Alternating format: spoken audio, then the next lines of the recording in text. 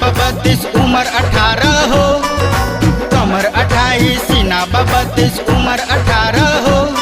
गोरी घगरा चोली पहिर के जानी जीवा मारा हो।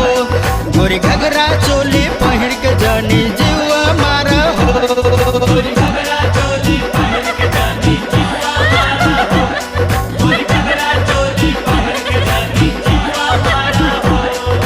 कमर 28 सीना 32 उम्र 18 हो।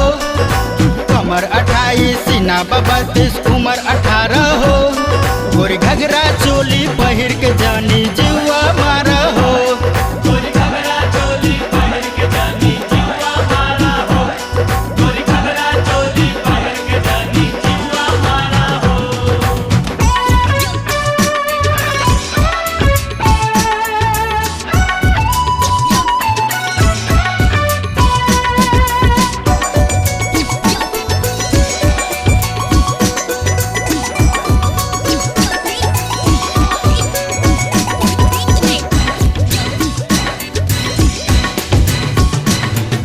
गाल में पाउडर होठ पे लाली बाल लगा के गजरा माथे कैलू टीका बुना आँख लगबलू गजरा।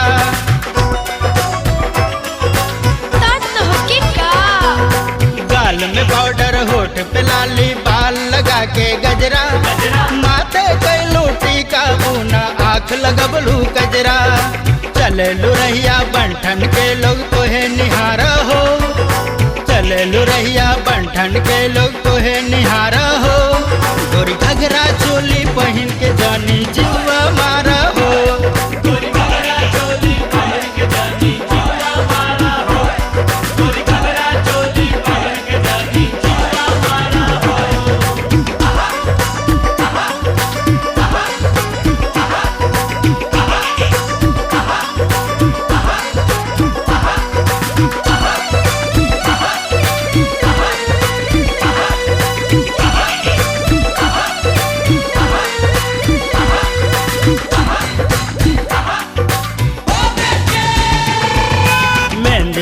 गोरी सजल तोहर कुंवर कुंवर हथेली नरम कलाई चूड़ी कंगन गम के देह चमेली। अच्छा मेहंदी से गोरी सजल तोहर कुंवर कुंवर हथेली नरम कलाई चूड़ी कंगन गम के देह चमेली। तोहरा तन का खुशबू से लग आइल बहार हो। तोहरा तन का खुशबू से लग आइल बहार हो। गोरी घगरा चोली पहिर के जानी जीवा मारा हो। गोरी घगरा चोली पहिर के जानी जीवा मारा हो। गोरी घगरा चोली पहिर के जानी जीवा मारा हो।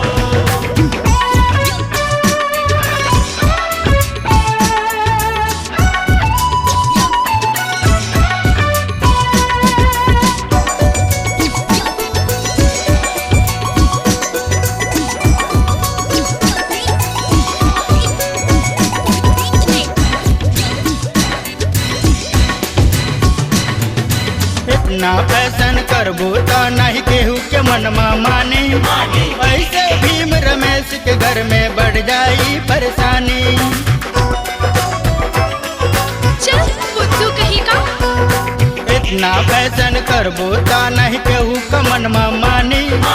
ऐसे भीम रमेश के घर में बढ़ जाई परेशानी। ऐसे तो गोरी केहू के जानी घर बिगाड़ हो।